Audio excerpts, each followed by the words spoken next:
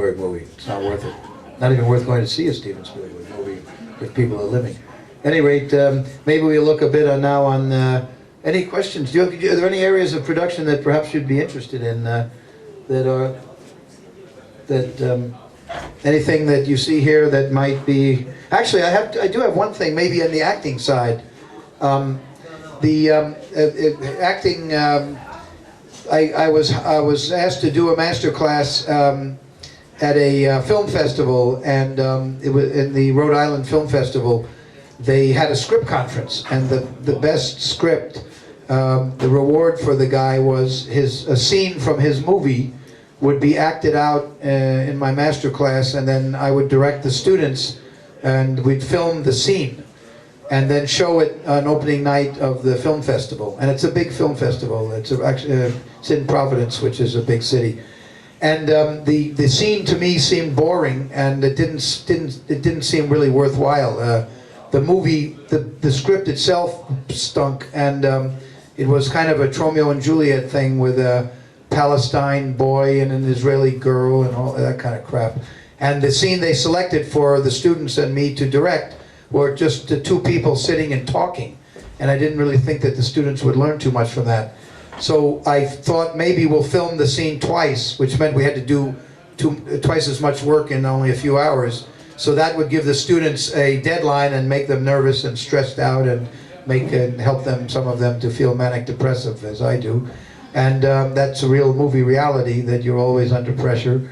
And then also I thought that maybe if the actors, if we read it the way the writer wanted it to be read, we film that way, and then we film a second time and have the actors read the same lines but with different emotion, and see if we could create a different scene.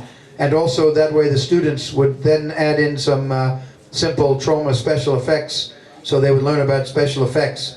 But you can see that with even mediocre acting, you can change the whole mood of a scene and improve it a great deal.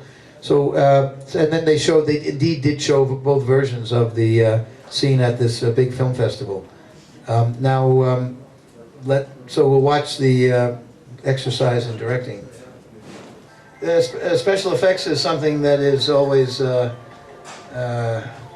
comes up, at least on the trauma movies.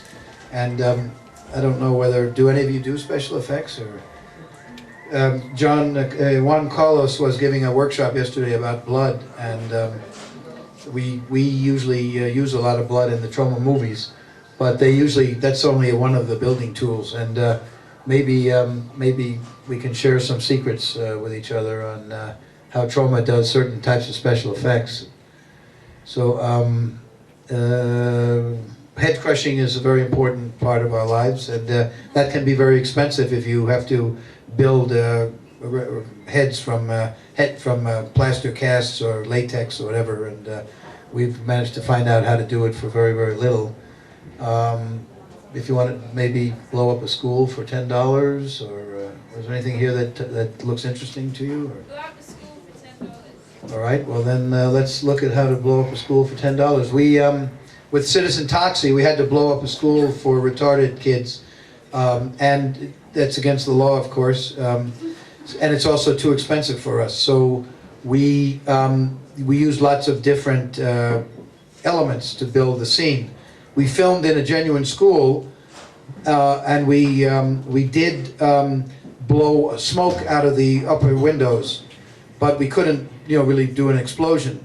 However, we found a garage with a roll-down door, metal roll-down door, so we could raise that, and we had a big opening.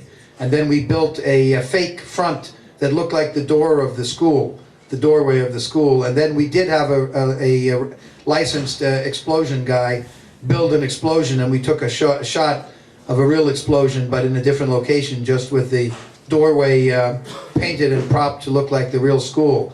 But what makes the scene really happen, what gives it the pièce de résistance, is that the windows of the school need to have fire. They need to be, explosion has to come out of the windows of the school. And that we did using a $10, just a photograph, and putting the photograph, cutting out the windows of the photograph and putting the photograph in the foreground of the real school. and then putting the real school way in the back, and then it would appear that, and then you put a little firecracker on the photograph. Hopefully, I do believe we've had a bit of an influence on Sundance, because I think they're a little nicer to independent filmmakers now, and I believe they're selecting films that they have a few more genuinely independent movies in their selection. So I think that's pretty cool. I'll just show you how we open a movie, and maybe this can give you a sense of what to do when your movie opens in a movie theater, and then we probably should adjourn.